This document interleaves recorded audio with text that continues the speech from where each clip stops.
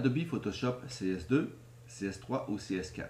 Je vous montre comment appliquer une mise au point ponctuelle sur un sujet d'une photographie donnée. Dans l'exemple ici, j'ai mon sujet d'avant-plan de ma prise de vue de Paris qui est flou et l'arrière-plan qui est net. J'aimerais augmenter la netteté de mon sujet d'arrière-plan, dont le Centre Pompidou, mais conserver en fait le flou de mon sujet. Alors, pour réaliser ceci, je dois passer d'abord, en une première étape, par le menu Filter, Sharpen, On Sharp Mask. En français, filtre, netteté, accentuation. Maintenant, j'applique le filtre. Bon, c'est sûr que si je viens voir et que j'applique un filtre qui est assez dense au niveau de la quantité, du rayon et du seuil, je vais perdre mon effet de flou. On voit qu'il y a une netteté qui nous fait perdre l'effet flou. Alors ça, c'est vraiment pas ça que je veux.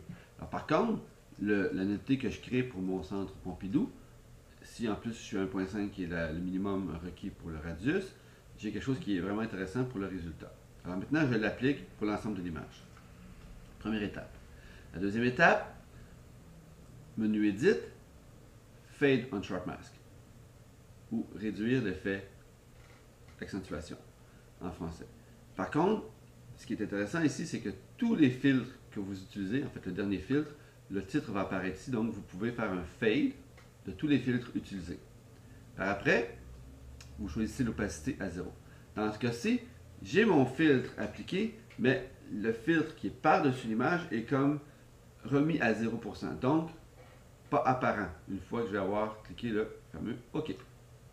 Maintenant, le tour de passe-passe se passe ainsi en cliquant la fameuse brosse historique ou History Brush. Et vous remarquerez ici que dans la palette historique qui sert normalement à faire des undo ou des redo, parce qu'on sait que dans Photoshop, la touche pomme Z ou CTRL Z est limitée à une fois. Alors la palette History nous permet de revenir en arrière. Mais combiné à la brosse historique ou History Brush, je peux simplement cliquer sur On Sharp Mask, juste ici. Alors, quand je fais ceci, maintenant, parce que dans le fond, vous remarquerez la même icône que l'History Brush, ça me permet de maintenant choisir, étant donné que c'est une brosse, de choisir le diamètre, de choisir la dureté, ou le Master Diameter, ou encore le Hardness, et maintenant de choisir aussi, étant donné que c'est une brosse, l'opacité, pour avoir un effet plus ou moins prononcé, ou avoir la chance de revenir en 2 fois sur une zone donnée pour avoir le 100% de l'effet voulu. Dans ce cas-ci, 100%, pour bien voir l'effet.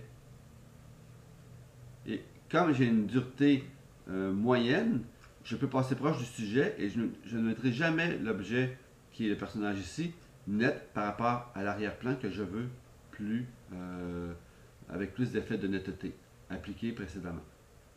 Alors, première étape, appliquer le filtre. Deuxième étape, faire un fade de ce filtre par le menu Edit.